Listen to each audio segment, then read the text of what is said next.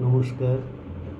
সকলকে শুভ নববর্ষের প্রীতি ও শুভেচ্ছা জানিয়ে আজকের লেখা আমার গল্পটা পড়ছি। গল্পটার নাম পুণ্যের ঝুলি। আমরা এমনটা কেন শপথ করি না আমাদের ঝুলিটা অটোমেটিক একটা পুণ্যের ঝুলি হয়ে উঠুক? তার উপরই আমার ধারণা কি করে এই ছোট ছোট কাজগুলো করে পুণ্যের ঝুলি তৈরি করা যায়। তার উপরেও লেখা আমার এই গল্প পুণ্যের ঝুলি। আশা করি ভালো লাগবে। এত ভিড় ঠেলে ট্রেনে যদি কেউ নিজের জায়গাটা ছেড়ে কাউকে বসতে দেয়, ভালো তো লাগবেই। এক মুহূর্তে ভিতরটা কেমন ভরে গেল কাদম্বিনীর। সকাল 10টা থেকে 4টে পর্যন্ত স্কুল পড়িয়ে ভিড় টেনে বাড়ি ফেরা বড় কষ্টের, কিন্তু মেনে নিতে হয় এসব, মনটা না মানলেও। ও তা তুমি পরের স্টেশনে নামবে বুঝি? না গো দিদিমণি, আরও অনেকটা দূর যাব। কাদম্বিনী আর কিছু জিজ্ঞেস করলো না। মনে মনে একটা অদ্ভুত স্বস্তি অনুভব করলো। মানুষ এখনও কেউ লোকের জন্য এত করে, নিজেরটা ছেড়ে দেয় এমন করে। জানলার ধারে সিটটাতে বসেছে কাদম্বিনী। বাইরে থেকে উপচে পড়া হাওয়ার তালে তালে তাল মিলিয়ে মনটা উঠতে শুরু করেছে তার। আর বাইরের উতাল হাওয়ার দল উপচে পড়ছে বারবার কাদম্বিনীর উপর, সারা শরীরটার উপর ছাপটা মারছে শটান। কাদম্বিনীর কাছে সে হাওয়া বসন্তের বাতাসের মতো মনে হচ্ছে আজ, যদিও এটা ভরা গ্রীষ্মকাল। কাদম্বিনী ভাবে মনটা আসলে সব, ভরা গ্রীষ্ম বসন্তের আন্দাজ। মনটাকে সামলাতে পারলেই হলো। জীবনের সবটাই তো এই মনের খেলা, আদিমতা থেকেই। কাদম্বিনীর বুঝতে বাকি রইল না, নিজের কষ্ট স্বীকার করে লোককে খুশি করে এই মহিলাটি একটা সাধারণ কাজের মেয়ে হবে। কোনো অফিস কিংবা শহরের কোনো গলিতে কাজ করে, তবে পরনের শাড়িটা কিন্তু পুরোপুরি সাধারণ কাজের মেয়ের ধরনের নয়। মনে হয় মহিলাটির একটা রুচি বোধ আছে। আর সবচেয়ে বড় কথা, কাঁধের ব্যাগটা কাদম্বিনীর মতো শান্তিনিকেতনী ধরনের। মনে হয় শান্তিনিকেতন থেকে নিয়েছে ওটা। কাদম্বিনী আর মনের কথাটা চেপে রাখতে পারলো না। স্বভাবসিদ্ধ শিক্ষকের গাম্ভীর্যটা ভেঙে জিজ্ঞেস করে বসলো, তোমার ব্যাগটা শান্তিনিকেতনের না? শান্তিনিকেতন থেকে নিয়েছো বুঝি? ও ঠিক ধরেছেন দিদিমণি, ওখানে আগে থাকতুম কি না। তা একটা জিনিস লক্ষ্য করেছো, আমাদের দুজনের শখের একটা মিল আছে, কাঁধে ঝোলানো ব্যাগ। হ্যাঁ, তা ঠিক বলেছেন দিদিমণি। সব মেয়েরা মনে হয় সমান হয় মনে মনে। তা একটা কথা জিজ্ঞেস করি দিদিমণি, ছোটো মুখে বড় কথা ভাববেন না তো? আরে না না না, তা কেন হবে? তা দিদিমণি, আজকাল দিদিমণিরা তো দেখি এরকম ব্যাগ নিয়ে স্কুলে যায় না, কত স্টাইলের ব্যাগ নিয়ে যায় দেখি, প্রতিদিন নতুন নতুন ধরনের। তা তুমি ঠিক বলেছ। আমি যে দিদিমণি তা তুমি কী করে বুঝলে? এইটুকু তো আমি বুঝতে পারি চলার কথা বলার ধরনে। বয়সটা তো আর কম হয়নি। ট্রেনটা ক্রমশ ভরে ওঠে হাজার যাত্রীর ভিড়ে। অফিস ছুটি হলে ডাউন ট্রেনের হাল খারাপ হয়ে যায়। মাঝে মাঝে এমন লাগে যে ট্রেন বেচারা নিজেই না মুখটা থুবড়ে পড়ে। জনসংখ্যার আধিক্য এত, জনসংখ্যা যেরকমভাবে বাড়ছে দিনে দিনে, এটা যতটা না ভয়ে, তার চেয়ে বেশি ভয় আজকাল বিকৃত মস্তিষ্কের সংখ্যাটা বাড়ছে ভীষণ। লোকের ভিড়ে হঠাৎ মহিলাটা হারিয়ে গেল। আর কথা বলা হয়ে ওঠে না কাদম্বিনীর। উপকারী মহিলাটির নামটাও জিজ্ঞেস করা হয়ে ওঠেনি। তার মাঝেই হারিয়ে গেল। যেন হারিয়ে যাওয়াটা এই জগতের নিগূঢ় নিয়ম। কাদম্বিনী ভাবে মনে মনে, এই মহিলাটির আমি একটা নাম দিই না কেন, নিজের মতোই করে। নামটা দিয়ে আমার নামের সাথে মিলিয়ে, দুজনের কাঁধে একই ব্যাগ, যেন দুই বোনের মতো। আর এই ছোট্ট ছোট্ট খুশিগুলো মনের ভিতরে ভরে রেখে ছোটোবেলার খুশিতে হারিয়ে যায় না কেন, নাচি না কেন এত করে? আজকালকার দিনে এমন লোক পাওয়া যায় নাকি যে নিজে কষ্ট করে অন্যের কষ্টকে লাঘব করে এক নিমেষে? মনে হয় একেই সত্যিকারের আন্তরিকতা বলে। আর মনটা বড় না হলে এরকমটি করা যায়? মনে হয় বড় মন একেই বলে, কিংবা প্রকৃত ভালোবাসা এরকমটাই। তারপর কয়েকটা দিন কাদম্বিনীর আর দেখা দেয়নি ওকে, স্টেশনে কিংবা ট্রেনের কামরায়ও। আর কেউ তো কোনো দিন ওর মতো নিজের জায়গাটা ছেড়ে দেয়নি। কুমুদিনী এক্সেপশনাল। দিনে দিনে হাঁটুর ব্যথাটা বাড়ছে কাদম্বিনীর। এদিকে স্কুলের হেড টিচার নতুন করে অর্ডার দিয়েছেন, বলছেন সকলকে দাঁড়িয়ে দাঁড়িয়ে পড়াতে হবে, কেউ সিটে বসে পড়াবে না। কয়েকটা টিচারের ঘর থেকে নাকি বসার চেয়ারটাও নিয়ে নিয়েছেন উনি। অন্য লোকের সুবিধা অসুবিধা এ দুনিয়াতে কজন বোঝে? সকলের জন্য সমান রুল, বাঁচার তাগিদে মেনে নিতে হয় সব, এমনিতে অনেক কিছু। পরের দিন স্কুলের রাস্তায় কুমুদিনীর মতো একটা মহিলাকে পিছন থেকে দেখে কাদম্বিনী হঠাৎ ডেকে বসলো, কুমুদিনী? মহিলাটা পিছন ফিরে বললো, কুমুদিনী না ম্যাডাম, আমি তো সুহাসিনী বলি হনন করে চলে গেল আপন খেয়ালে। যেন দুনিয়াটা নিজের খেয়ালে চলে বরাবর। একটা দমকা হাসি হেসে কাদম্বিনী মনে মনে বলল, আমাদের দেশে কত এরকম কুমুদিনী ছড়িয়ে আছে, খেটে খাওয়া মানুষের দল, দিন আনে দিন খায়। এত ভিড়ে কোথায় খুঁজে পাবো তাকে? তবে কাদম্বিনী তাকে একবার খুঁজে বের করতে চায়, কি একটা জানবে বলে তার কাছ থেকে। মাঝে মাঝে তার শান্তিনিকেতনী ব্যাগটার দিকে ভেতরে হাতড়ায় আর জীবনের স্মৃতি রোমন্থন করে সে। এই ব্যাগটার বেশিটাই স্কুলের জিনিসে ভরা, মাঝে মাঝে দু একটা ঘরেও রেখে দেয় নিজের প্রয়োজনে। ভাবে, কুমুদিনীর ও ব্যাগটাতে কী রাখে এত?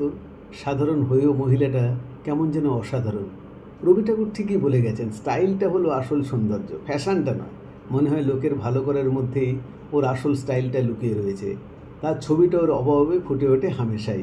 উমা, কি অদ্ভুত টেলিপ্যাথি! কাদম্বিনী আজ গেল ট্রেনটায় ভিড় দেখে প্ল্যাটফর্মে বসে পড়েছে নিজে অবসন্ন হয়ে। হঠাৎ কুমুদিনী দেখে পিছন থেকে সত্যি সত্যি ওকে ডাকছে, ম্যাডাম ঠিক করেছেন, এই ট্রেনটায় ওঠেননি, খুব ভিড় এ ট্রেনে, পকেট মারু উঠেছে অনেক। কাদম্বিনী হঠাৎ দেখে ওর পায়ের কাছে পড়ে থাকা চিপসের প্যাকেটটা কুড়িয়ে সোজা ও ডাস্টবিনে ফেলে দিল স্বতঃস্ফূর্তভাবে।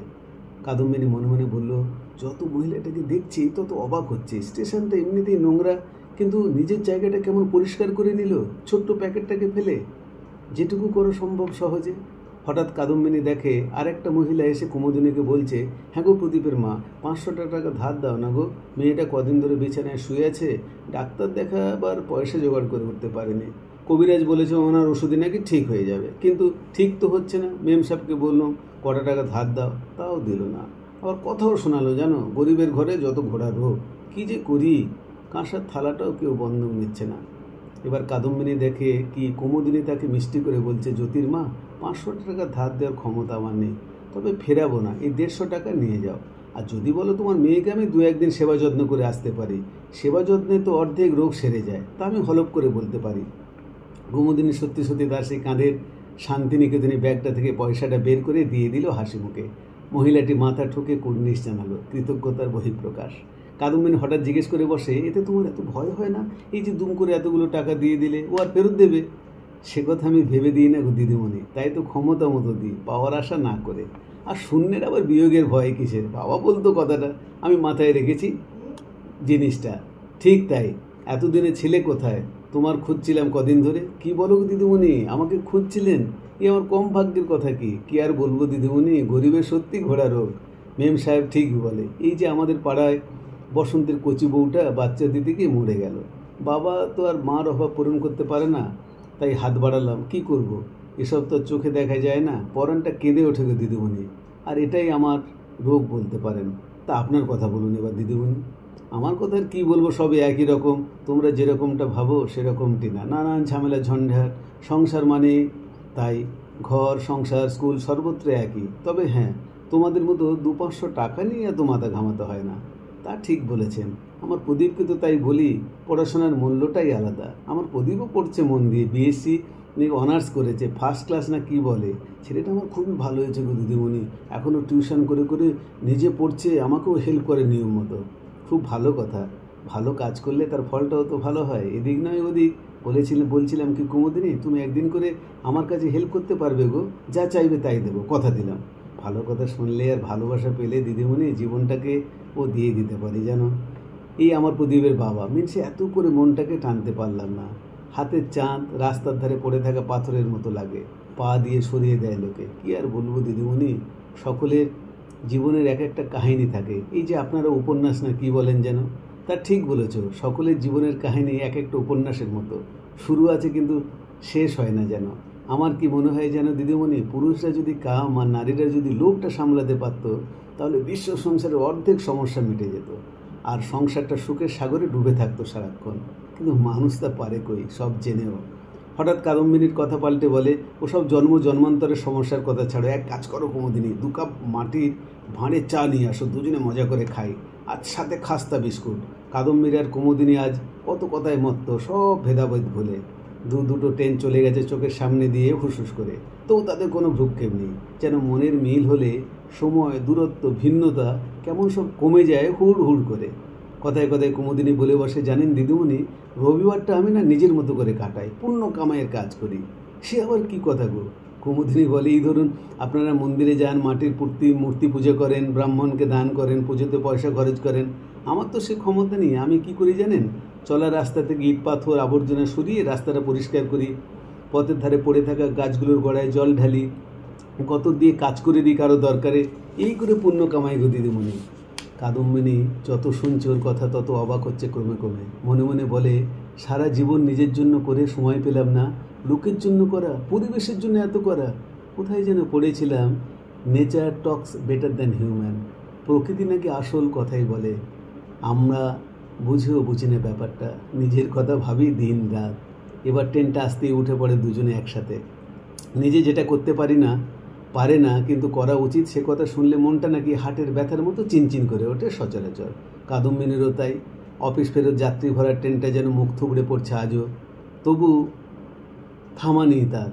নানা অফিসের যাত্রীর ভরা ট্রেনটা মুখ থুবড়ে পড়ছে, এত ভিড়। কাদম্বিনী আর কুমুদিনী দাঁড়িয়ে আছে পাশাপাশি, আর কত কথা বলছে না দুজনে আজ। কিছুটা শোনা যাচ্ছে, কিছুটা শোনা যাচ্ছে না, তবু কত আনন্দ দুজনের। অকৃত্রিম কথার জাদুটা নাকি এমনটি। কাদম্বিনীর হঠাৎ মনে হয় তার কাঁধে ঝোলানো ব্যাগটায় যেগুলো দৈনন্দিন বয়ে বেড়ায় সেগুলো তাৎপর্যহীন, জীবনের নিমিত্ত মাত্র। আর কুমুদিনীরটা, ওটাই আসলে একটা পুণ্যের ঝুলি। নামা স্টেশনে ট্রেনটা থামতে কুমুদিনী নেমে যায় হুড়মুড়িয়ে। যেতে যেতে বলে, এবার আপনার বসার ব্যবস্থা করতে পারলাম না গো দিদিমণি, দুঃখিত। কথার কি জাদু, আর মুখের হাসিটার কি শক্তি। কাদম্বিনী পুরো শরীরটা কেমন অবশ হয়ে গেল সে জাদুতে, যেন কথার ধরনের মধ্যে দুনিয়ার সবচেয়ে বড় জাদুটা লুকিয়ে। এবার কাদম্বিনী ভিড় টেনে জানলার কাছে মুখটা সজোরে টেনে নিয়ে যেতে যেতে ভাবলো, সুখটা পুরোপুরি মনের ব্যাপার, পুরোপুরি। এবার জানলার দিকে মুখটা টেনে এনে বলল, তোমার আসল নামটা তো কি জানা হলো না কুমুদিনী?